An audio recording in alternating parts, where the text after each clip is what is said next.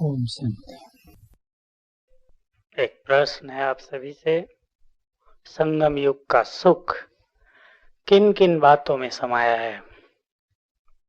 हम सभी बाबा के पास इतना सुख ले रहे हैं और लेने के लिए आए हैं ताकि वो सुख संस्कार बनकर 84 जन्म हमारा साथ दे। हम अपने को पूर्णतया सुखों से भरपूर करने के लिए यहाँ बैठे हैं।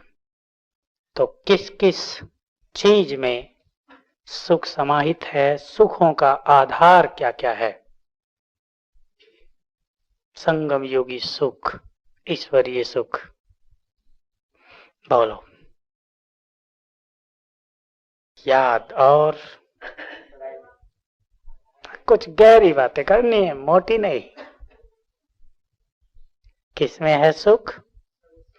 रोज हमें सुख मिले सर्व संबंधों में। एक सुख होता है संसार में भी संबंध का सुख, और इधर संबंध बाबा से है और हमारा आपस में भी है।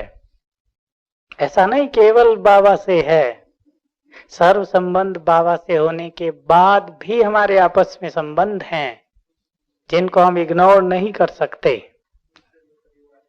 तो इस संबंध में सुख हो, इस संबंध का सुख भी इस बात पर आधारित है कि उस संबंध में संपूर्ण सुख हो।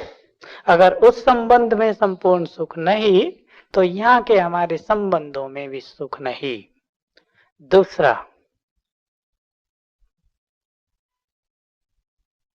बोलो। बहुत गहरी बात नहीं, पर हमें गहराई से देखना है। सुख है कंप्लीट सरेंडर, ठीक बात है ये। इसके साथ एक शब्द और जोड़ दें, त्याग और समर्पणता में। एक, हम समर्पित हो जाते हैं, और दूसरी बात, निरंतर हम समर्पणमयता का अभ्यास करते हैं। हमारा जीवन, हमारी भावनाएं, हमारे संकल्प और बुद्धि सब में समर्पणमयता, इसमें बहुत सुख मिलता है आत्मा को। तीसरा, बाबा की मुरली में हमेशा आता है साकार में, अतीन्द्रिय सुख पूछना हो किन से, किन से नहीं, हम में भी कौन, क्वालिटी क्या उनकी। और बाबा के शब्द हमेशा वही हैं, वो बदलते नहीं। जो आत्माभिमानी होकर रहते हैं, अतीन्द्रिय सुख पूछना हो तो उनसे पूछो। चौथा, सुख मिलता है हमें, रोज सुख मिलता है हमें दो चीजों से। अपनी रूटीन को याद करें, एक अमृत वेले और एक मुरली। ये हमारी रूटीन में दो ऐसे हमें बाबा ने विशेष वरदान दे दिए हैं जिनसे हम अपने जीवन को सुखों से भरपूर कर सकते हैं। और भी कुछ आधार है सुखों का। अब छोटी बातें, सुख देने से सुख मिलता है, सेवा भाव से सुख मिलता है, ज्ञान सुनाने से सुख मिलता है, श्रेष्ठ भावनाएं रखने से सुख मिलता है। जहां घृणा भाव हमारे सुख को छीन लेती है, वहां श्रेष्ठ भावना हमारे सुखों में वृद्धि कर देती है। तो हमें संगम युग में स्वयं में सुखों को इतना भर लेना है कि इस समय कोई भी दुख, कोई भी घटना, कोई भी डिस्टरबेंस हमारे सुख को बदल न सके। हम सुख सागर के बच्चे हैं, पूर्ण सुखी हो जाएं। हमें याद आ रहा था कल से स्वतंत्रता दिवस की बहुत सारी बातें चल रही हैं स्वर्ण जयंती के कारण। तो एक प्रेरणा मिलती है हम सबको। एक तो वो चीज है कि स्वतंत्रता अभी चाहिए, वो तो है बाहर के आगे लेक्चर करने की बात, परंतु एक विशेष प्राप्ति के लिए मनुष्य को क्या करना पड़ता है? बहुत बड़ी कुर्बानी, त्याग और कुर्बानी। लोगों ने त्याग और कुर्बानी कर दी बहुत जबरदस्त कर दी, यंग एज में कर दी, शक्ति मिल गई उससे। उनके पीछे संसार चला, सारा भारत चला। इसका एक मूल कारण था उनमें त्याग और कुर्बानी की भावना। अपने लिए कुछ नहीं, सब देश के लिए। मुझे एक बात याद आई, अभी अभी किसी का एक पत्र आया मेरे पास, बीएससी स्टूडेंट। उसने पूछा कि भाई मैं 9 से 5 कॉलेज, फिर खाना बनाओ, फिर ट्यूशन, फिर तैयारी प्रैक्टिकल फिजिक्स केमिस्ट्री के, सोने में 1-2 बजते हैं। बाबा कहते 3 बजे उठो। उसको लगन बहुत। अब रोज ही जब 2 बजे सोता हूं तो आंख खुलती है 6-7 बजे। सारा दिन भी तो रेस्ट नहीं, उठते ही मन भारी हो जाता है कि आज फिर लेट हो गया। रोज वही संकल्प कि आज फिर मिस हो गया। तो मुझे लिखा कि क्या करूं मैं। तो मैंने उसको 1-2 लाइन जो लिखी वो मेरे लिए बहुत नशे की रही। और हुआ ऐसा कि 2 लाइन लिखने के बाद वो पत्र मुझे रख देना पड़ा 10 मिनट के लिए। वो ये था, मैंने उसको लिखा कि जितनी मेहनत आप बीएससी करने के लिए कर रहे हैं, अगर इतनी मेहनत हम में से कोई ज्ञान और योग में कर दे तो विश्व महाराजन का पद निश्चित है। ना ठीक बात? हम लोग क्यों मेहनत नहीं कर पा रहे हैं? मेरा खुद का विचार चलने लगा। हम भी पढ़ाई में करते थे, हम सब। अब क्यों हम मेहनत नहीं कर पा रहे? जरा सा ज्यादा काम हो जाए तो जो कुछ होता है वो हम सब जानते हैं। अनेक संकल्प हम चलाने लगते हैं। कह रहे आए किस लिए थे, क्या करने लगे? दिनचर्या जरा सी ऊपर नीचे हो जाए तो स्थिति बदल जाती है। तो वास्तव में हमारा ये समय बहुत अच्छी तपस्या करने का है। जिसने इस समय को पहचान लिया, मैं कहूंगा वो बहुत बुद्धिमान और बहुत भाग्यशाली हैं। समय के बारे में बाबा ने, हम सब जानते हैं, सब कुछ हमारे ऊपर छोड़ दिया है। यही कह दिया है कि समय की घड़ी तुम हो, सुइयां तुम हो। मेरे से नहीं पूछो समय कैसा है, कितना है। तुम अपनी क्लीन और क्लियर बुद्धि से जान सकते हो समय की रफ्तार क्या है। बाह्य परिस्थितियों को देखकर ही नहीं समय को पहचाना जा सकता। प्राय हम सब और संसार के सभी लोग बाह्य परिस्थितियों को देखकर समय का अंदाज लगाने की कोशिश करते हैं, और जब समय बदल जाता है तो उनके अंदाजे बदल जाते हैं। परंतु समय की पहचान एक और चीज से हमें होती है, वो है स्वयं की स्थिति। ब्राह्मण परिवार में क्या फ्लो है, किस तरह की वेव्स हैं, यहाँ कौन सी तरंगे हैं, कैसा माहौल है, उससे दिखाई देता है कि समय कैसा आ गया है। आप सब देख रहे हैं कि इस वर्ष अभी 2-3 माह से हमारे ब्राह्मण परिवार में एक स्पिरिचुअल रिवॉल्यूशन आया है। लगता है आपको भी आई है क्रांति ब्राह्मण परिवार में? यहां आई है तो बाहर भी आ गई है। क्रांति का अर्थ है कि हर व्यक्ति कुछ करने के लिए तैयार हुआ है। और आप पाएंगे, बिल्कुल अच्छी तरह देखेंगे कि अगले साल ये क्रांति बहुत ज्यादा बढ़ जाएगी और हर ब्राह्मण बहुत कुछ करने के लिए तैयार हो जाएगा। अनेक ब्राह्मण बहुत कुछ करने के लिए तैयार नहीं हैं। अब जरा हम अपनी अपनी मन की स्थिति को चेक करें। क्या हम बहुत कुछ करने के लिए तैयार हैं? मैं अपने से पूछता हूं और आपसे भी अब पूछ रहा हूं कि हमारा जो लक्ष्य है बहुत महान, क्या हम उसे पाना चाहते हैं? आप उत्तर मुख से न दें, अपने से पूछें आप भी कि जो हमारा महान लक्ष्य है संपूर्ण बनना, जिसको प्राप्त करने के लिए ब्रह्मा बाबा को भी 33 वर्ष बहुत गहन तपस्या करनी हुई, हम सब जानते हैं उसको। छोटी तपस्या नहीं, बहुत बहुत गहन। वही संपूर्णता का लक्ष्य हमारा है। क्या हम सचमुच उसको पाना चाहते हैं? हमारा अंतर मन क्या कह रहा है? क्या हम देखते हैं अपनी संपूर्ण स्थिति को कि यहाँ पहुंचना है और हम उसके लिए क्या कर रहे हैं? अगर हम पाना चाहते हैं, सचमुच अगर हम पाना चाहते हैं, ये चाहना बहुत बड़ी चीज है। मनुष्य को जिस चीज की चाहना होती है संसार में, उसके लिए उम्र मिटता है, उसको प्राप्त करने के लिए वो रात दिन काम करता है, उसको प्राप्त करने के लिए वो और सब चीजों का सहज त्याग कर देता है। कोई बाधा उसको रोक नहीं सकती। आज गलत काम करने वालों को भी बाधाएं नहीं रोक पा रही। तो जिनका लक्ष्य महान हो और जिनके लक्ष्य के पीछे संसार का भला समाया हुआ हो, क्या उनको उस लक्ष्य को पाने की इच्छा है? आप इस पर चिंतन करें इस भट्टी में। अगर सचमुच हमारे सामने कोई महान लक्ष्य है तो हम उसके लिए क्या कर रहे हैं?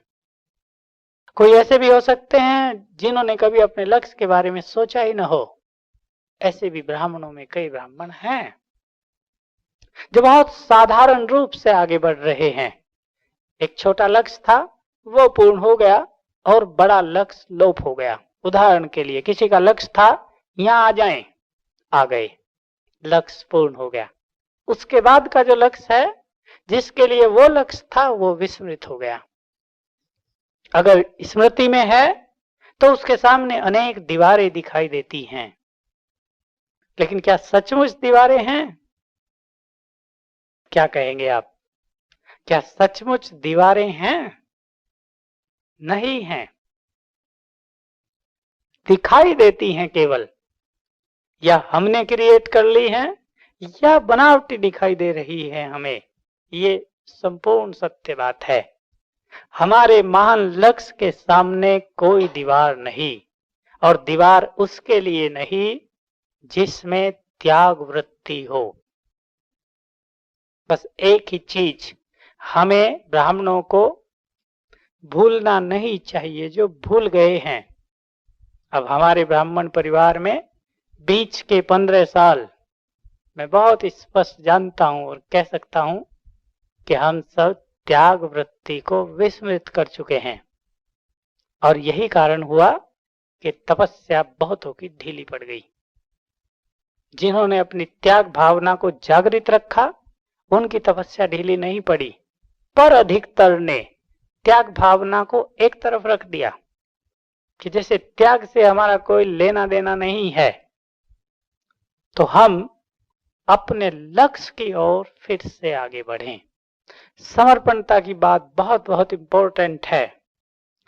समर्पण तो हमें होना ही पड़ेगा। मैं शब्द यूज कर रहा हूं, ये होना उसको पड़ता है जो नहीं है। आप कह सकते हैं हम सबको समर्पित होना ही पड़ेगा, और समर्पणता का सबसे सुंदर स्वरूप है और गुह्य भी है, लेकिन बहुत गुह्य भी नहीं है, कर्मों में समर्पणता। आज हम थोड़ी सी चर्चा इस पर करेंगे। सबसे सूक्ष्म समर्पणता तो मन और बुद्धि की है, हम जानते हैं। पर मन बुद्धि को हम क्यों समर्पित नहीं कर पाते? क्योंकि कर्मों में समर्पणता नहीं है। नहीं है तो क्या है? कर्मों में समर्पणता नहीं है तो क्या है? बोलो। है अपनापन। और क्या है? मैंने किया। और जब हम कर्म कर लेते हैं, देखिए कर्म मनुष्य को सबसे ज्यादा बांधता है। संकल्प भी बांधते हैं, पर सबसे ज्यादा बांध रहा है मनुष्य को कर्म। अच्छा कर्म भी और बुरा कर्म भी। अच्छा कर्म क्यों बांध रहा है? क्यों बांधता है अच्छा कर्म? कहीं कहीं तो दिखाई देता अच्छा कर्म ज्यादा बांध रहा है। पाप छूट गया है, क्यों बांधता है? मैंपन तो है ही। कर्म करने के पीछे भावना क्या है? बहुत बहुत इंपॉर्टेंट चीज है ये, कि हम कर्म करने के पीछे अपनी भावना को जरा समझ लें अच्छी तरह। कोई भी श्रेष्ठ कर्म अगर किसी स्वार्थ की भावनावश किया जाए तो वो श्रेष्ठ कर्म बंधन बन जाता है। मनुष्य को कर्म के पीछे कामना रहती आई है हजारों साल से, इसलिए उसे आदत पड़ गई है कामना युक्त होकर कर्म करने की। उसे इसलिए आदत पड़ गई, वो देख रहा है कि दूसरे व्यक्ति ने ये कर्म किया, उसकी बहुत प्रशंसा हो गई, आगे बढ़ गए वो, उन्हें पद पोजीशन मिल गई है, इसलिए स्वयं में भी कर्म के पीछे कामनाओं की अधिकता हो जाती है। और कामना के बाद, कर्म के बाद कामना के अनुकूल अगर प्राप्ति नहीं होती तो संकल्प चलते हैं, कर्म को छोड़ने की इच्छा होती है, सेवाओं में टकराव होता है लोगों का। उसका कारण क्या कारण हुआ? क्या कारण हुआ? सेवा जैसे श्रेष्ठ कर्म के पीछे स्वार्थ की भावना। सेवा के बाद कुछ चाहती है आत्मा प्राप्त करना, जो मिलने वाला उसे भूलकर कुछ क्षणिक प्राप्ति चाहती है, जिसे बाबा ने कच्चा फल कहा, कुछ क्षणिक प्राप्ति। और अनेक मनुष्य संसार में प्रशंसा के कारण कर्मों में आगे बढ़ते हैं। कर्म करने का लक्ष्य प्रशंसा, और जिस व्यक्ति के पीछे मन में ये लक्ष्य हो कि कर्म के बाद प्रशंसा मिलनी चाहिए, उसको अगर कर्म में निंदा मिल जाए तो क्या होगा? कर्म करने की उमंग खत्म, मूड ऑफ, कर्म करने की क्षमता भी ढीली पड़ जाएगी। ये संसार में हो रहा है। तो हम सभी अपने कर्म को बहुत बहुत साक्षी भाव से करना सीखें। हमने ज्ञान लिया है, हम योग अभ्यास कर रहे हैं, तो ऐसा ना हो ये सब कुछ करते हुए हमारे श्रेष्ठ कर्म हमारे लिए बंधन बनते जा रहे हों। कर्म साक्षी भाव से करना, साक्षी भाव के साथ एक शब्द और जोड़ देना चाहिए, सहज भाव से और साक्षी भाव से करना, और करने के बाद उसको समर्पित कर देना। भक्ति में भी समर्पणता का बहुत बड़ा महत्व है। आप में से बहुतों ने किया भी होगा। काम करो श्री कृष्ण अर्पणम, सुना है? भक्त लोग करते हैं, काम करो प्रभु अर्पण कर दो। धर्मशाला बनवाई, मंदिर बनवाई, प्रभु अर्पण। ये नहीं कि मेरा नाम हो जाए, मैंने बनवाया है, इस तरह अगर कामना रहती है तो उस कार्य के द्वारा अनेक आत्माओं को जो सुख मिलेगा उसका फल कम हो जाएगा। तो हम जरा अपने कर्म क्षेत्र को अच्छी तरह चेक करके सुखदायी बनाएं। हमारे कर्म हमें आगे बढ़ाने वाले हों, हमारे कर्म हमारे मन को शांत करने वाले हों। आप इस एक लाइन पर विशेष अटेंशन दे के प्रयोग करें। हमारा कर्म क्षेत्र हमारे मन को शांत करने वाला हो। अगर उत्तेजित करने वाला है, अगर मन की स्पीड को बढ़ाने वाला है, अगर डिस्टरबेंस पैदा करने वाला है, तो क्या चेंज करना पड़ेगा हमें? देख लें हमारे कर्म करने की कला में कहां गलती हो रही है। उसके पीछे कामना है या कोई और स्वभाव है जो कर्म करते हुए हमें सुख स्वरूप स्थिति में नहीं रहने दे रहा है। तो फाइनली हमें यहां तक पहुंचना है कि कर्म करते हुए हमें ऐसा आभास हो कि जैसे हम कुछ नहीं कर रहे हैं। कर्म करते हमें ऐसा आभास हो कि हमारे कर्म हमारे पिछले कर्म बंधन को नष्ट करते जा रहे हैं। श्रेष्ठ कर्म हम कर रहे हैं और ये कर्म पिछले पाप के बंधन को नष्ट करते जा रहे हैं। हमें ऐसा लगे कि ये कर्म बाबा ने हमें दिया या ये परिवार बाबा ने हमें दिया, ये हमारे बहुत बड़े पुण्यों का फल है। लगता आपको ऐसा कि ये जो परिवार बाबा ने हमें दिया है, ये हमारे पिछले पुण्यों का फल है? क्या निकलेगी अंदर की आवाज है? निकलेगी अंदर की आवाज के है ऐसा? या सोचते हैं कि इससे अच्छा तो लौकिक परिवार बहुत अच्छा था, 4 लोग थे, अंडरस्टैंडिंग अच्छी थी, आपस में बहुत सुख से रहते थे। इधर एक तो लंबा चौड़ा परिवार और उसमें भिन्न भिन्न तरह की आत्माएं हैं, फिर भी सब महान हैं सभी महान हैं। मैं वो हंसी की बात सुनाता आ रहा हूं कई जगह। हमने एक जगह जो काम दिया था कि सभी को महान आत्मा देखो, हॉस्पिटल में भी दिया था, हम ये काम सब जगह देते हैं। तो हमने एक बहन से पूछा 3 दिन के बाद कि बहन जी आपने सभी को महान आत्मा की दृष्टि से देखा? तो कहा हाँ देखा, सबको देखा, केवल 2 को छोड़कर, केवल 2 को छोड़कर बाकी सबको महान आत्मा की दृष्टि से देखा। वो तो आप समझ गए क्यों 2 को छोड़ा होगा। तो कोई 2 को छोड़ देता है, कोई 4 को छोड़ देता है, बाकी सब महान, ये महान नहीं। तो इस परिवार में हमें सुख मिले और ये परिवार हमें प्रिय लगे, क्या सोचना चाहिए, क्या करना चाहिए। एक बहुत सुंदर सब्जेक्ट है हम सबके लिए कि हमें ये परिवार प्रिय लगे। आपने बाबा का ये महावाक्य सुना है कि बाबा से प्यार है तो परिवार से प्यार। बाबा उस प्यार को स्वीकार नहीं करता कि कोई कहे मेरा बाबा से बहुत प्यार है लेकिन परिवार से नहीं। सीधे यही शब्द थे बाबा के कि बाबा इस प्यार को स्वीकार नहीं करता। तो हमें ये ईश्वरीय परिवार बहुत प्रिय लगे। कैसी वृत्ति रखेंगे हम, क्या सोच कर रखेंगे हम, बोलो। क्योंकि जो कुछ आज घर घर में हो रहा है वो हमारे परिवार में न हो।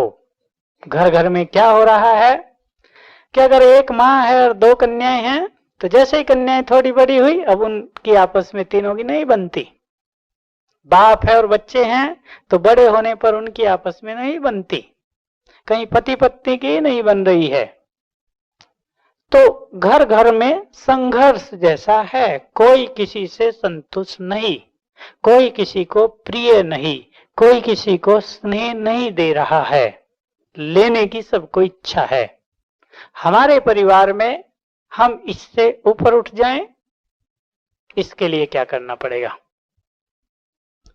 हमें अपने ज्ञान को इमर्ज रखना पड़ेगा, सबसे ज्यादा इंपॉर्टेंट। मैं आपको एक अभी अभी की बहुत प्रैक्टिकल घटना बताऊं। एक भाई को यहां रखा था किसी ड्यूटी पर, जिनके पास वो था, जब तक उसे ये पता था कि भाई ये सेवा में है तो बहुत अच्छा था व्यवहार। जिस दिन उन्हें ये पता लगा कि इसको ट्रायल पर रख लिया गया है, एक वंडरफुल चेंज उसमें देखने को आई। जो यहां रहते हैं वो उनको देखना ना चाहें, वो कहें इनको हटाओ मेरे आगे से, क्यों रखा इनको। जैसे ही वो उनके सामने आए और इनका क्रोध बढ़े, बिल्कुल साफ दिखता था कि किसी पिछले जन्म की शत्रुता है बहुत गहरी। इस जन्म का तो कुछ भी नहीं, जान न पहचान, पिछले जन्म की कोई बहुत कड़ी शत्रुता है। जो उनका चेहरा देखते ही उनको क्रोध आता है और कहते हैं हटाओ इसको यहां से। तो हमें ज्ञान कैसे इमर्ज रखना अपनी बुद्धि में कि हम सब जो यहां इकट्ठे हुए हैं, क्यों इकट्ठे हुए हैं? हम सब के आपसे कुछ ना कुछ अच्छे और बुरे दोनों, बुरे नहीं, अच्छे भी बहुत और थोड़े से बुरे, ऐसा कहें 80% अच्छे 20% नेगेटिव, इससे ज्यादा नहीं। तो हम 80% को तो एंजॉय करते हैं, लेकिन 20% को, इसको भी एंजॉयमेंट का साधन अगर हम बना लें, परंतु कैसे बनेगा? कैसे बनेगा? शुभ भावनाओं से। शुभ भावनाओं में जादू है, बहुत बड़ा जादू। ऐसी कोई बात ही नहीं हो सकती कि हमारी किसी के लिए शुभ भावना न हो, शुभ भावना हो और उस संबंध में स्नेह न हो। जहां संबंध में शुभ भावना है वहां स्नेह तो है ही। इसलिए अपने संगठन में भिन्न भिन्न तरह की आत्माएं होते हुए भी भावनाओं को श्रेष्ठ रखते हुए स्नेह का माहौल हम क्रिएट कर सकते हैं, हम करें। बाबा ने इसमें एक बहुत अच्छी बात पहले पहले कही है कि अगर दूसरा व्यक्ति आगे नहीं आता, मान लो दो का झगड़ा हो गया, दोनों ही सोच रहे हैं कि वो पहले बोले, दोनों ही सोचते हैं ना अहम के कारण कि वो पहले बोले तो ठीक हो, दोनों ही चाहते हैं कि बोल लें, लेकिन शुरुआत पहले वो करे, हम नहीं। क्योंकि अगर हम शुरुआत करेंगे तो क्या समझा जाएगा, क्या समझा जाएगा, हम हार गए, हमारी कमजोरी थी। दोनों चाह रहे हैं कि बोल लें, ठीक नहीं है, संकल्प चल रहे हैं, अच्छा नहीं लगता, खुद को ही अच्छा नहीं लग रहा, दोनों ही चाह रहे हैं कि पहले दूसरा बोले। तो बाबा कहते थे कि जो शुरुआत करे वो महान बन जाएंगे, जो शुरुआत करेंगे, जो झुक जाएं यहां, जो इसको अपनी हार न समझें, उनमें महानता आ जाएगी। ये झुकना झुकना नहीं, वास्तव में आत्मा में शक्ति भरने का साधन बन जाता है। तो इस तरह से हम इस परिवार को बहुत बहुत सुखदायी बनाएं। एक दूसरी बात जो भट्टी में क्लास चल रही है, मैंने पूछा था कि टॉपिक क्या है, तो किसी ने भी टॉपिक नहीं बताया मुझे, तो मैं जो उचित समझता हूं वही आपके सामने बोल देता हूं। पहुंचा नहीं, अभी बता दो, कोई बात नहीं। बहुत अच्छा, मैं यहीं से शुरू कर रहा था। हाँ, मैं दोनों सोच कर आया था। हाँ, वो खराब हो रहा था, 6 बार लगाया और 6 बार कट गया। मैं समझा कि टॉपिक की बात हो रही होगी, लेकिन पहुंचा नहीं। तो चल, अब मैं जो बात बोलने जा रहा था वो वाक संयम की ही शुरू कर रहा था। वाक संयम संस्कृत शब्द है पर बहुत अच्छा है। बोल पर संयम, वाक संयम से प्राप्त होती है क्या, वाक सिद्धि। हमें अपने बोल पर संयम करना है। लोग कहते हैं दुनिया में silence is gold and speech is silver. आजकल ये विचारधारा बदल गई है, या हम बदल दें इसको, कि साइलेंट होना, जब किसी ने मुंह ही बंद कर दिया हो, किसी ने मौन रख लिया पूरे जीवन का, तो उसका महत्व है या बोल पर संयम रखने का महत्व है। संयम रखने का महत्व है। इसलिए silence is gold but speech is diamond, controlled speech is diamond, ऐसा कहें। ऐसे बोल जो बिल्कुल संयमित हों, हम चुप नहीं रह सकते। मैं सोचता हूं कि जब भगवान ही संपूर्ण साइलेंस से आके बोलने लगा तो हम क्यों चुप हो जाएं। हमें तो ज्ञान भी देना है ना दुनिया को। अगर बाबा भी कहता कि साइलेंस इज गोल्ड, तो मैं भी आ गया हूं, साइलेंस इज गोल्ड, तो काम चलता। हम उसे साइलेंट रहना नहीं देना चाहते। बाबा आया है कई बार, दृष्टि दे के जाना चाहा तो सबने कहा कि नहीं बाबा कुछ सुनाओ। और बाबा भी क्योंकि मुरलीधर है तो बिना मुरली सुनाए उसको भी चैन नहीं होता, ये देखा गया। जब शुरू कर देता है तो चाहे सवेरे के 8 बज जाए या 10, चलता ही रहता है फ्लो। हाँ, फिर भी ज्ञान देना है ना उसे। दृष्टि से हम केवल इतना कैच कर लें कि वो क्या बोल रहा है, ये काफी नहीं होगा। संपूर्ण ज्ञान, बहुत बड़े रहस्य जो आज तक फिलोसोफर्स और आचार्य दार्शनिक खोजते आए, वो दृष्टि से नहीं हो सकता, वो तो बोल से ही स्पष्ट होगा। तो हमें दूसरों को ज्ञान भी देना है, और ज्ञान के साथ और क्या देना है, और क्या देना है, वरदान देना है। अब तक हम ज्ञान दे रहे हैं और अब समय तेजी से हमारे सामने आ रहा है जब हमें वरदान देना है। हमारा एक एक ईश्वरीय ज्ञान का महावाक्य संसार के लिए वरदान बनकर उतरेगा तो हमारे बोल का महत्व है। हमारे बोल लिखे जाएंगे स्वर्ण अक्षरों में, जो कुछ हम कहेंगे वो विधान बन जाएंगे, वो भक्ति के रस्म रिवाज बन जाएंगे, तो हमारे बोल का संपूर्ण महत्व है। अब मैं ये तो आपको नहीं कहूंगा कि धीरे बोलो, मीठे बोलो, कम बोलो, ये तो पुराना स्लोगन हो गया है, इसकी अब जरूरत नहीं रही। अब जरूरत है किसकी? भाई धीरे बोलो, मीठा बोलो, ये तो रॉयल्टी है हमारी।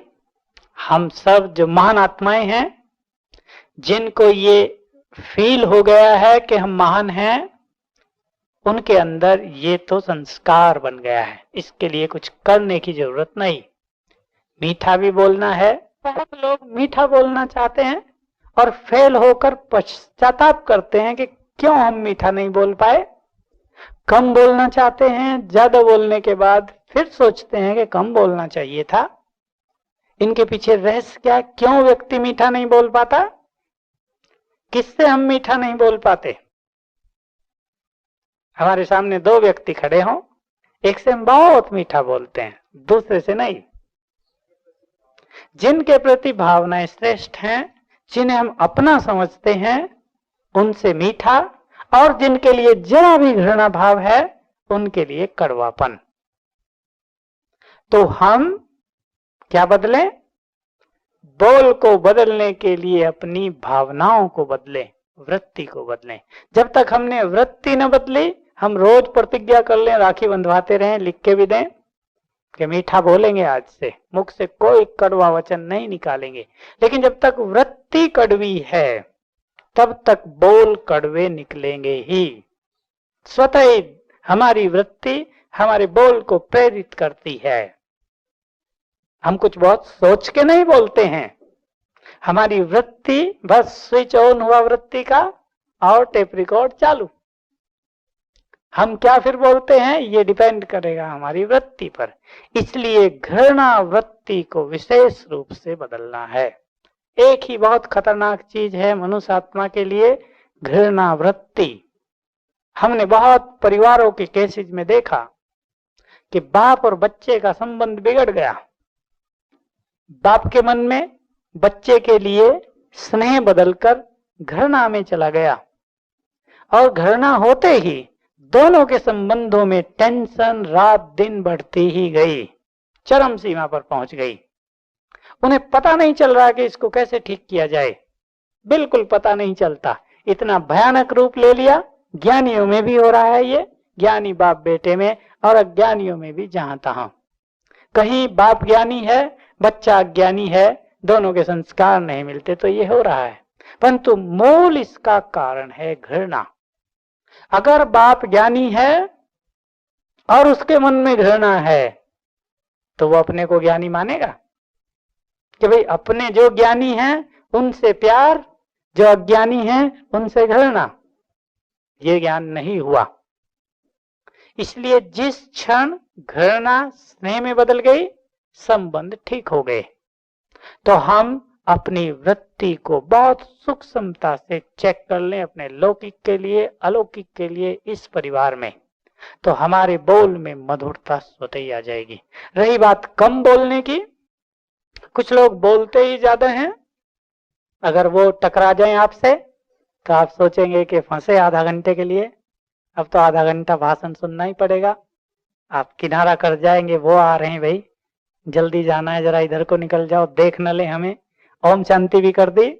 कईयों का तो ऐसा है, एक दो आत्मा ऐसी हैं, उन्हें कोई ओम शांति कर दे, वो उसे रोक के आधा घंटा ओम शांति का उत्तर देते हैं। तो लोग रात को 10 बजे 9 के बाद उन्हें ओम शांति नहीं करते, कहा नहीं तो 11-12 बजा देंगे। कौन ज्यादा बोलता है? इसके पीछे भी हम रहस्य को समझ के उसके बीज को ठीक कर लेंगे तो ये संस्कार खत्म हो जाएगा। कौन ज्यादा बोलता है? जिसका कोई सुनता नहीं वो तो इसलिए नहीं सुनते कि वो ज्यादा बोलते हैं। कौन ज्यादा बोलते हैं? और जरा और अंदर चलें, जिसको सिद्ध करने की ज्यादा, और थोड़ा सा गहराई में चलें, जो अपने को ज्यादा समझदार या बुद्धिमान समझते हैं वही सिद्ध करना चाहेंगे। और लेकिन बुद्धिमान वो कौन? बुद्धिमान वो जो कम शब्दों में ज्यादा रहस्य स्पष्ट कर दे। वो नहीं कि 1 घंटा लेक्चर किया हो और 5 मिनट की सार की बात भी ना निकली हो, लेकिन 5 मिनट भाषण किया हो और लोग चिंतन में उतर जाएं गहरे, ज्यादा कुछ कहने की जरूरत ना पड़े। ये तो हम भाषण की बात कर रहे, परंतु रोज की दिनचर्या में बुद्धिमान वो जो कम वाचा के प्रयोग के द्वारा ज्यादा रहस्य बता दे, काम की भी ज्यादा बात कर ले। जो व्यक्ति ये समझता है एक एक चीज बहुत डिटेल में बताता है, उससे क्या नुकसान होता है? मान लो 2 व्यक्ति काम कर रहे हैं, एक डॉक्टर है एक नर्स। डॉक्टर को नर्स को कोई चीज बतानी है, बहुत ज्यादा विस्तार, अननेसेसरी विस्तार हो रहा है 15 मिनट, तो क्या नुकसान होगा नर्स को? नहीं, याद तो रहेगा ही नहीं। जरा गहराई से सोचो, आपका ही पॉइंट है, उनकी सोचने की विवेक शक्ति छीन पड़ने लगेगी।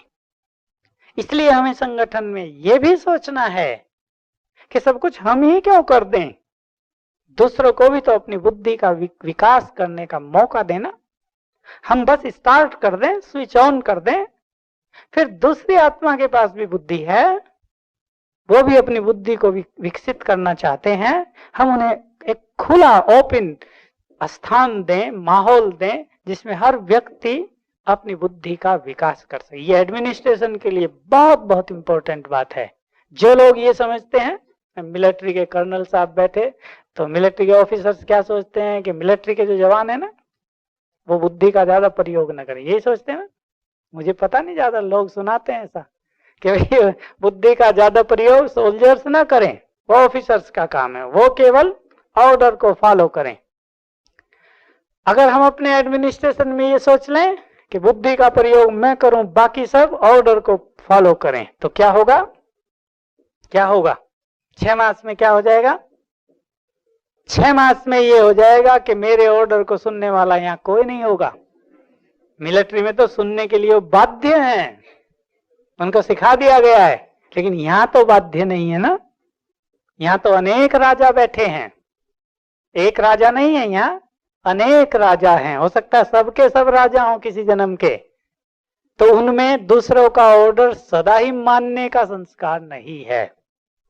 इसलिए इस तरह कम बोलने को अपनी रॉयल्टी बनाना चाहिए।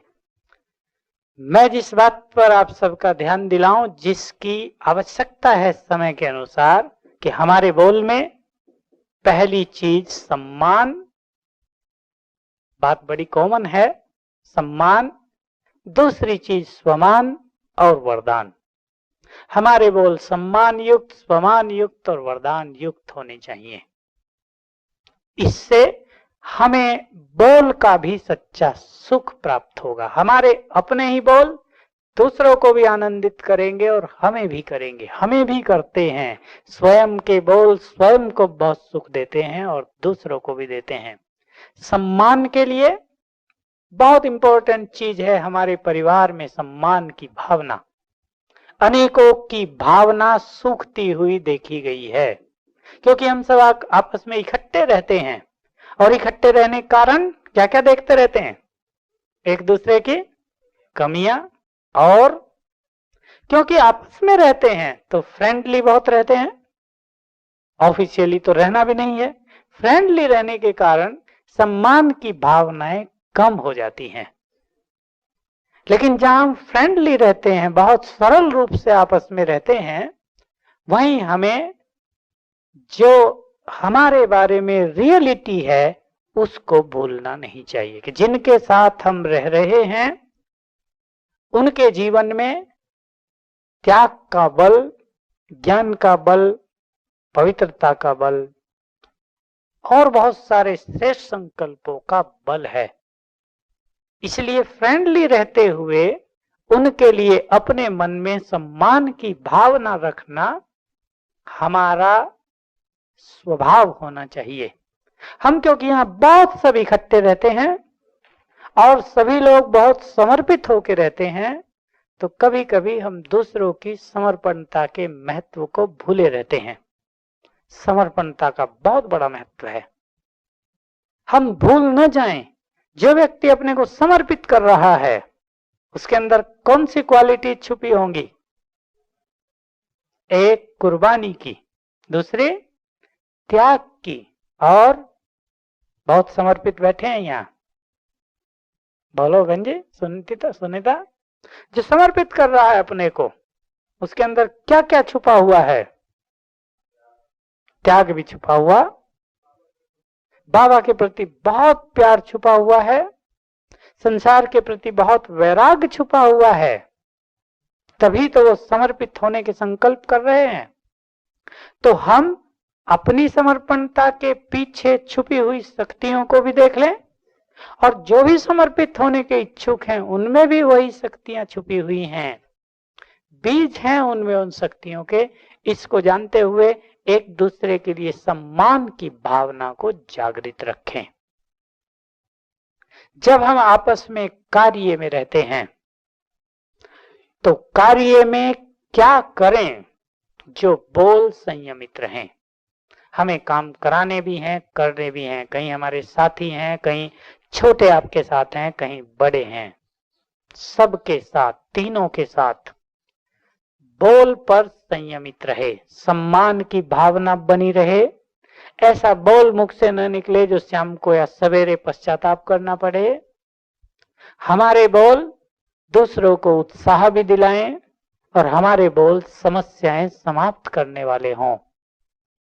सबसे ज्यादा काम में अंडरलाइन करने वाली बात है कि हमारे बोल समस्याएं समाप्त करने वाले हों, समस्याओं को बढ़ाने वाले नहीं।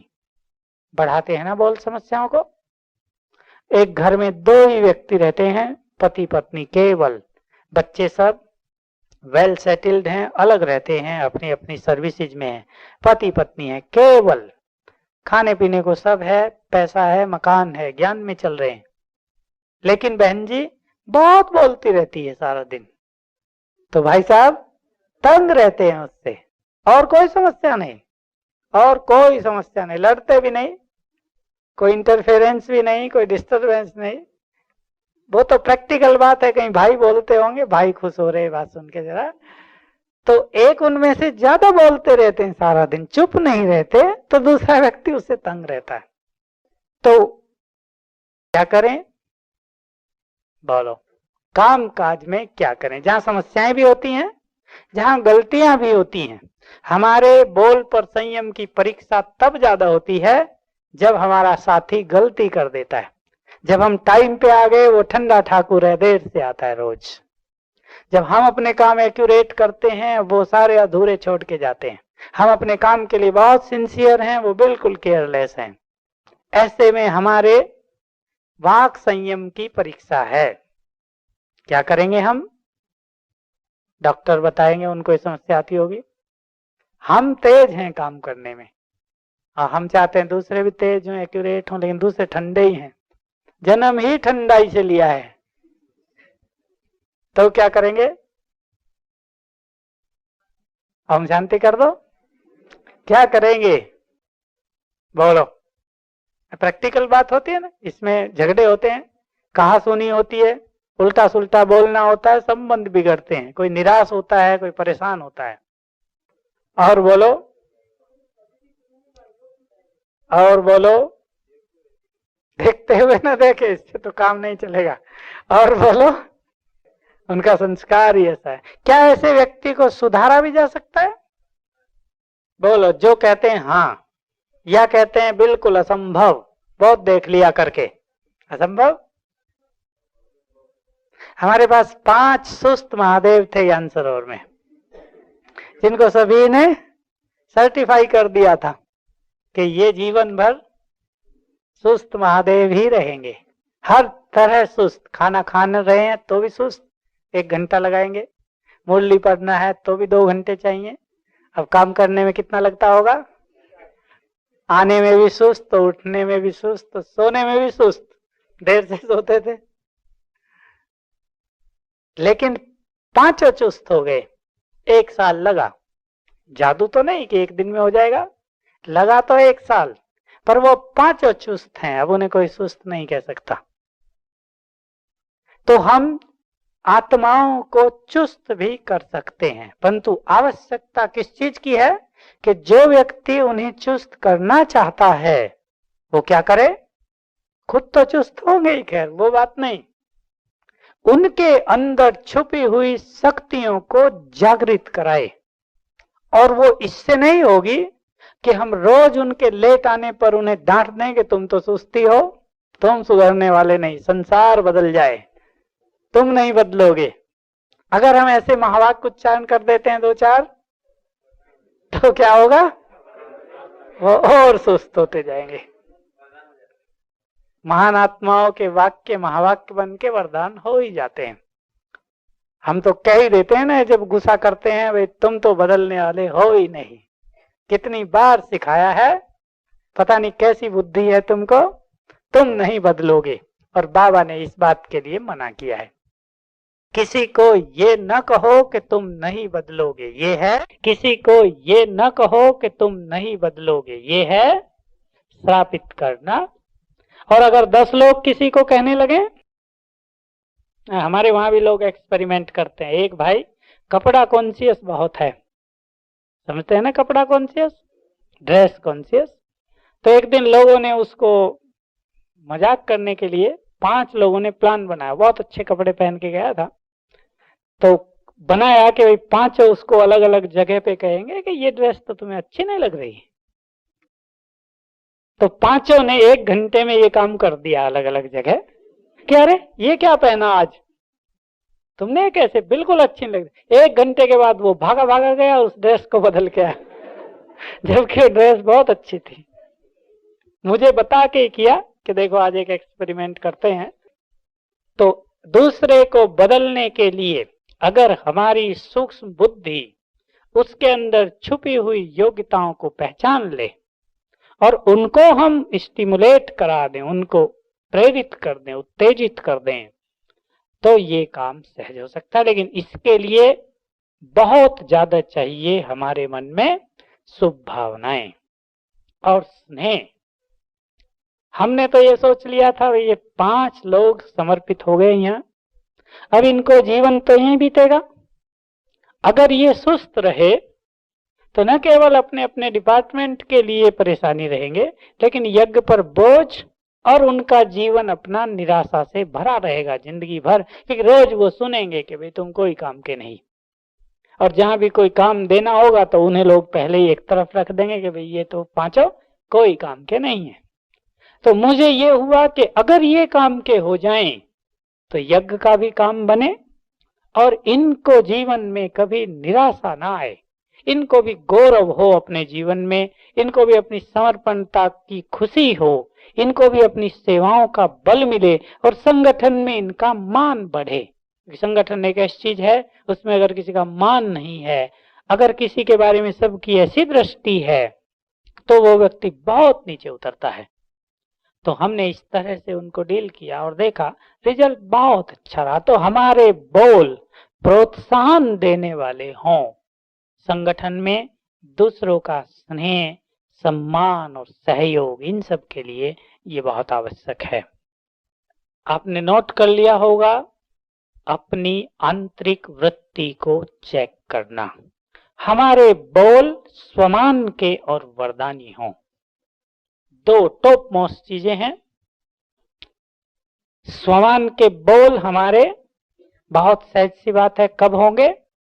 जब स्वयं स्वमान में होंगे और दूसरों को स्वमान से देखेंगे। जो राजा होते हैं उनके बोल स्वमान के होते ही हैं। देखिए एक व्यक्ति है, हिस्ट्री में कहानियां हैं, गुजरात के राजाओं की कहानी है कि एक राजा दूसरे पर गुजरात के अंदर बार बार आक्रमण करता था। बीच में एक नदी थी और ये जो आक्रमण करने वाला राजा था बार बार हार जाता था और वो दूसरा राजा उसको अरेस्ट कर लेता था। और उसका नियम था फिर कि भाई अगर वो माफी मांग ले और चरण छू ले, अपना ताज उतार के चरणों में रखे और चरण छू ले, तो जाओ वापिस लौट जाओ, अपना राज करो। तो उसने 16 बार अपना ताज उसके चरणों में रखा, हाथ पैर छुए और वापिस चला गया।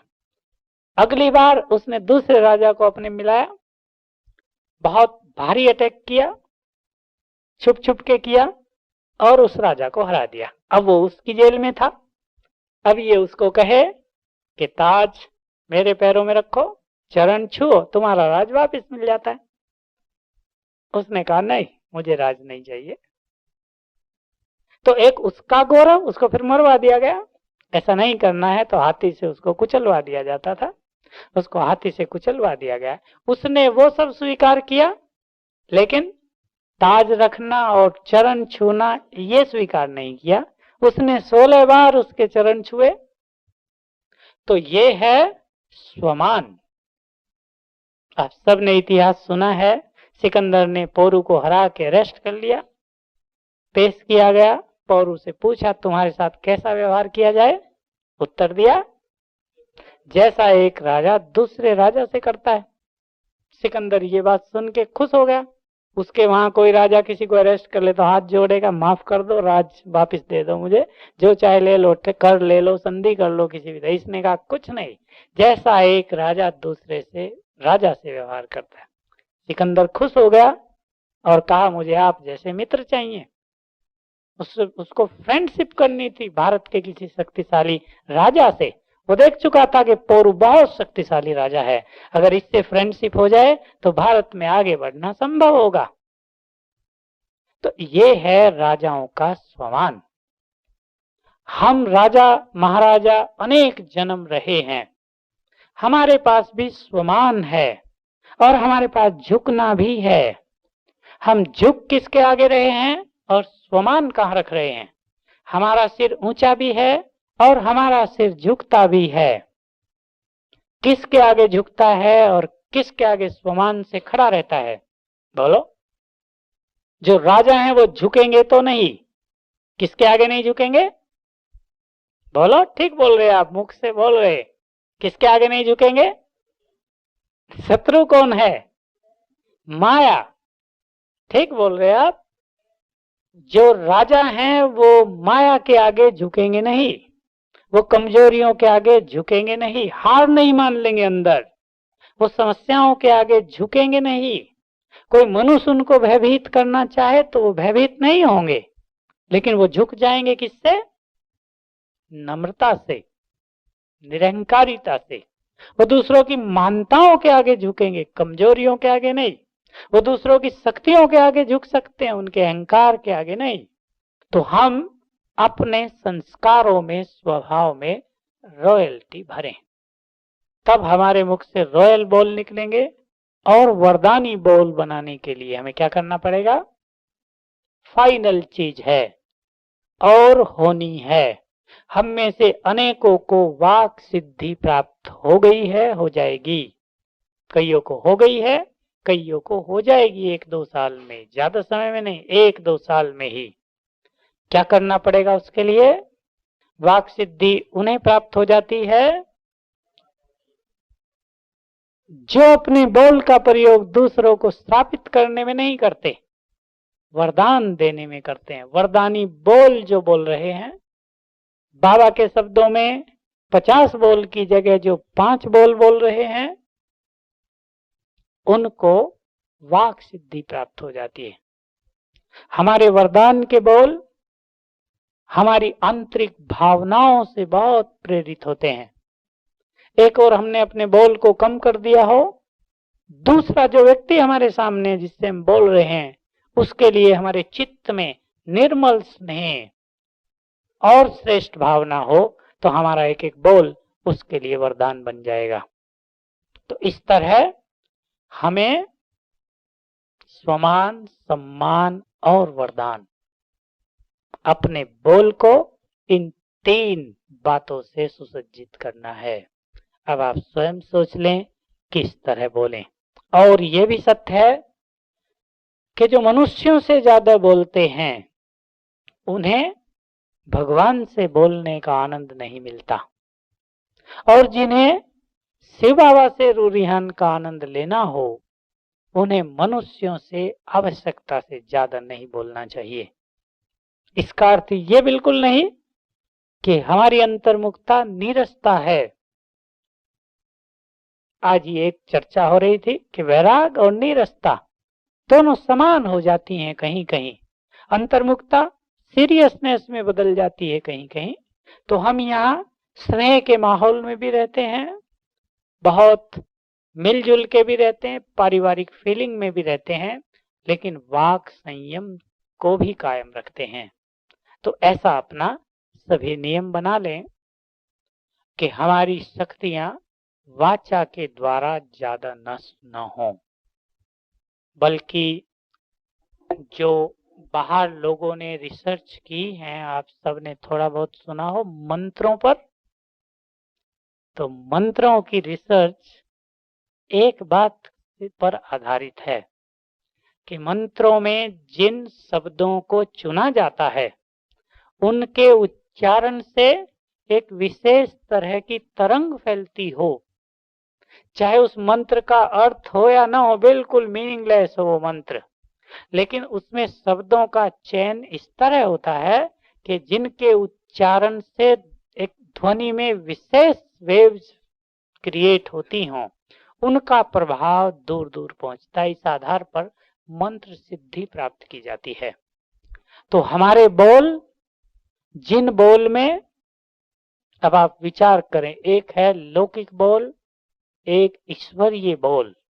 जो महावाक्य भगवान के मुख से निकले हों उनमें क्या भरा होगा, सोचने की बात है। भगवान ने निकाले ना ब्रह्मा के मुख से, उसी का मुख कहेंगे। जो शब्द भगवान के मुख से निकले हों उनमें किस तरह की वेव्स होंगी, और वही महावाक्य जब हमारे मुख से निकलेंगे तो उनमें भी उसी तरह की वेव्स होंगी। आप साकार बाबा की टेप सुनते हुए, अव्यक्त बाबा की टेप सुनते हुए अगर इस बात पर ध्यान दें कि जो वाइब्रेशंस उस समय थे उन महावाक्यों में जब वो उच्चारण किए गए थे, अब से 10 साल पहले ओम शांति भवन में एक मुरली चली, हम सब वहां बैठे थे, मुरली डीप साइलेंस पर थी, हम सब डीप साइलेंस के अनुभव में स्थित हो गए थे। वही मुरली अगर आज कैसेट के द्वारा हम सुनेंगे तो क्या होगा, क्या होगा?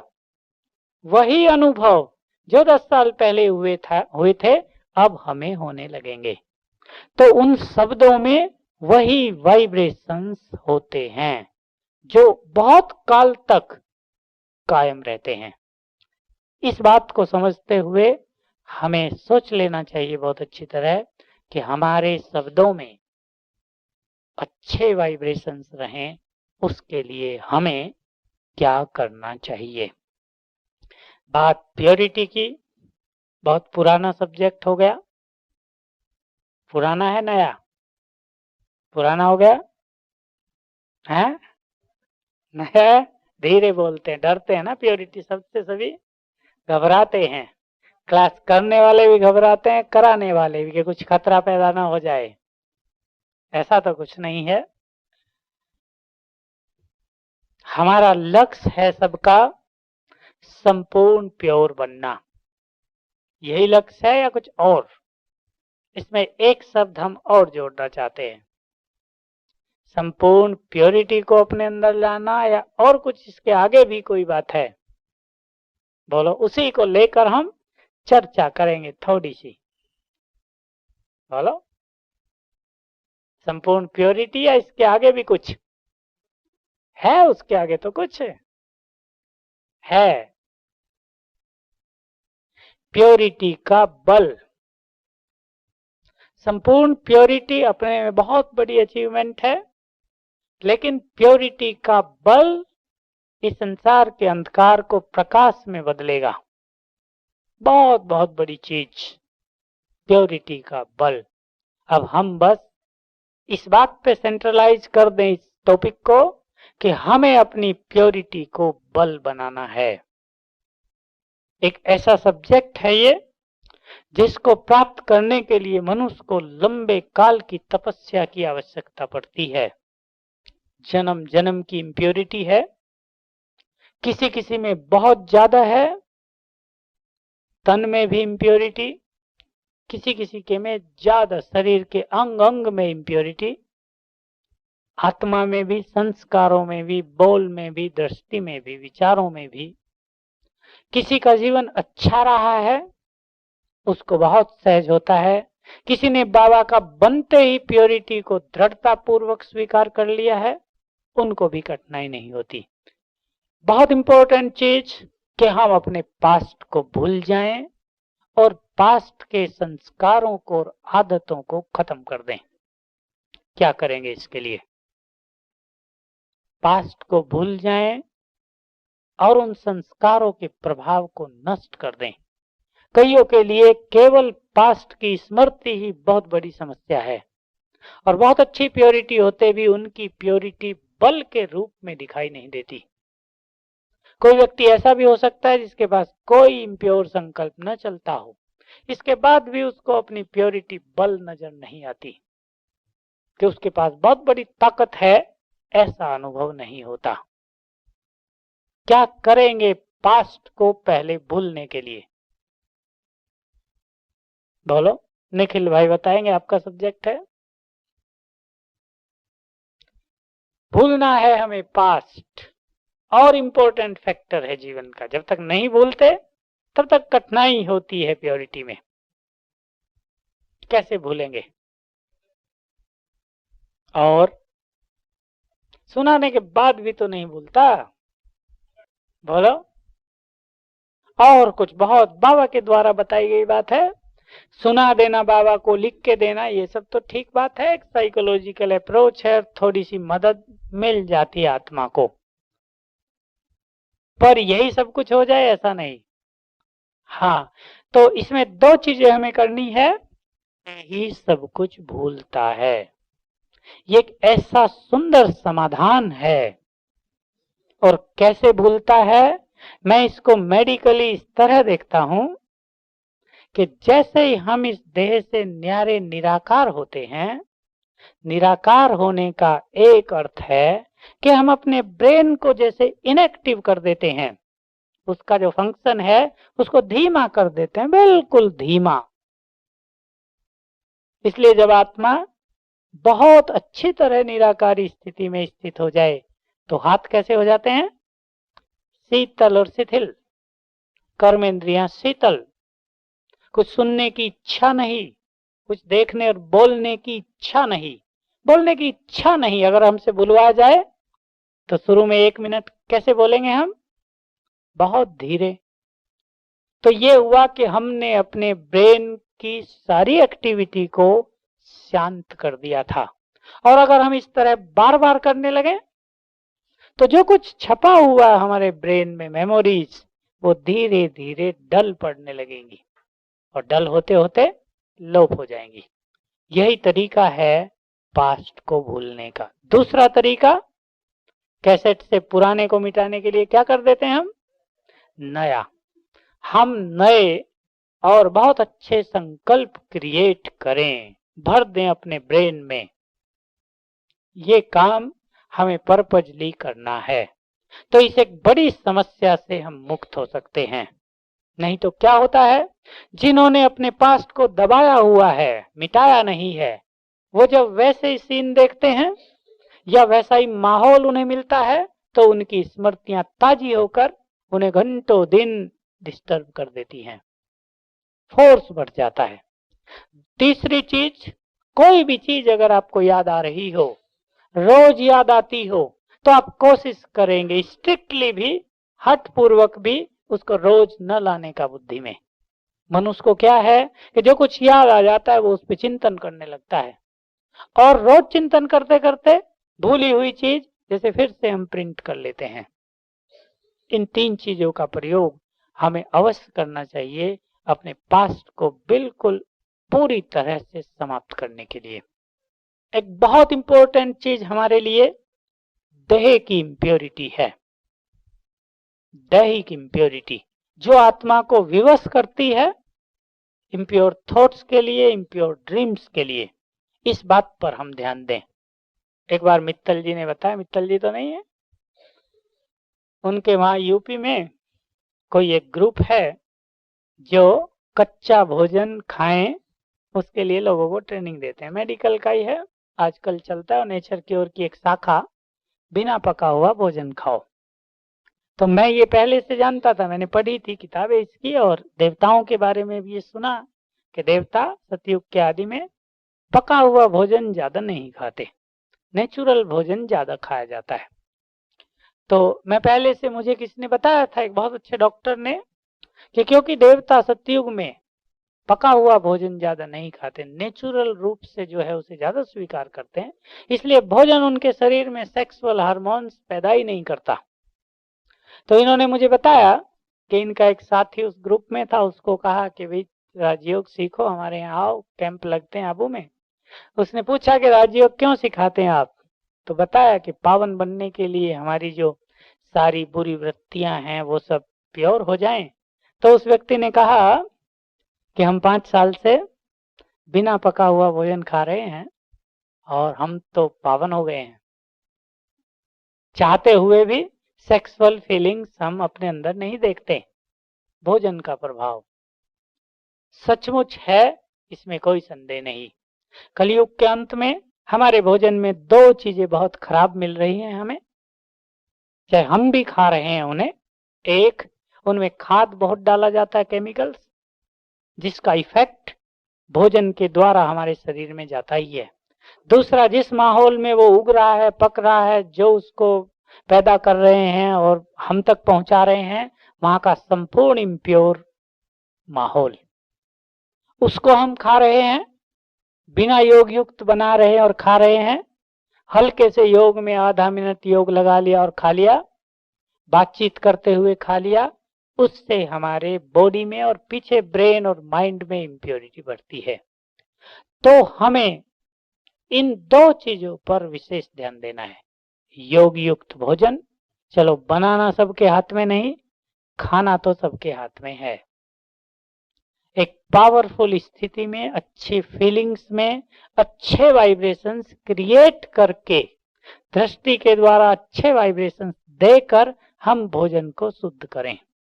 और दूसरी चीज मैं एक सजेस्ट करूंगा, एक बहुत अच्छी प्रैक्टिस हो सकती है कि रोज, अधिक नहीं 5 मिनट केवल, जिसको ज्यादा प्योरिटी की प्रॉब्लम हो वो 10 मिनट, नहीं तो 5 मिनट एक रूटीन में, टाइम भी आप निश्चित कर लें तो और अच्छा होगा। ऐसा आप अभ्यास करें कि बाबा से प्योर वाइब्रेशंस मुझे प्राप्त हो रहे हैं, आत्मा को, और आत्मा उन्हें पूरी तरह ग्रहण करके सारे शरीर में फैला रही है। अब पर्पजली अंग अंग को प्योर वाइब्रेशंस दें, इससे बॉडी प्योर होगा और बॉडी की इम्प्योरिटी आत्मा को विवश नहीं करेगी। बहुत बड़ी चीज होगी ये, और आप देखेंगे इससे मन की निर्मलता किस तरह बढ़ती है। मैंने हॉस्पिटल में तो बात बार बार कही है, अब यहाँ बहुत सब बैठे हैं। एक संकल्प है बाबा की मुरलियों से, एक हायर कॉन्शियसनेस की बात है कि मैं इस देह में परम पवित्र आत्मा हूं। अगर आप इसको अपनी फीलिंग में लाते हैं, कहना और सोचना अलग, फीलिंग में लाते हैं, आप पाएंगे कि इस संकल्प के प्रभाव से मन के और संस्कारों के, शरीर के इम्प्योर जर्म्स नष्ट होते हैं। आप अनुभव करें इसको बहुत अच्छी तरह। जिसको अपनी प्योरिटी बढ़ानी है वो इस एक संकल्प पर अवश्य कंसंट्रेट किया करें, इसका आनंद लें। इस तन में मैं परम पवित्र आत्मा आई हूं ऊपर से। क्यों आई हूं? इस संसार में प्योर वाइब्रेशंस फैलाने के लिए। क्यों आई हूं? प्रकृति को पावन बनाने के लिए, अपनी दृष्टि से पवित्र वाइब्रेशंस देने के लिए। इन चीजों का आप अभ्यास अवश्य करेंगे। हम लोग यहाँ रहते हुए मैंने बहुत साल से एक विशेष प्रैक्टिस रखी अपने जीवन में, एक विशेष समय पर विशेष प्रैक्टिस के जब हमारे यहाँ विदेशी लोग आते हैं तब विशेष रखी है, और वो फिर आगे काम आती है कि जब हम उन्हें देखेंगे तो हम इस दृष्टि से देखेंगे कि मुझे इन आत्माओं को प्योर वाइब्रेशंस देने हैं।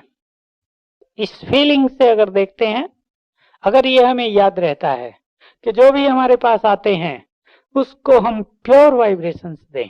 आप अगर दुनिया में रहते हैं, चारों ओर आपके इम्प्योर लोग, इम्प्योर वाइब्रेशंस हैं, अगर आप इस कॉन्शियस को जरा अपने जीवन में, अपनी बुद्धि में रखें कि हम जिसको भी देखेंगे उसको प्योर वाइब्रेशंस देंगे, थोड़ी सी प्रैक्टिस कर लें तो इम्प्योरिटी की एक बहुत बड़ी समस्या समाप्त हो जाएगी।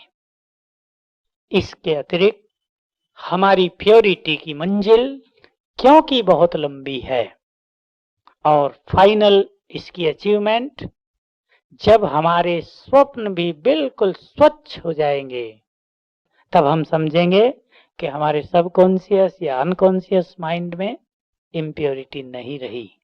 बिल्कुल स्वप्न भी हमारे स्वच्छ हो जाएं, तो हम अपनी इम्प्योरिटी को दबा कर रखते हैं या उसको नष्ट कर रहे हैं।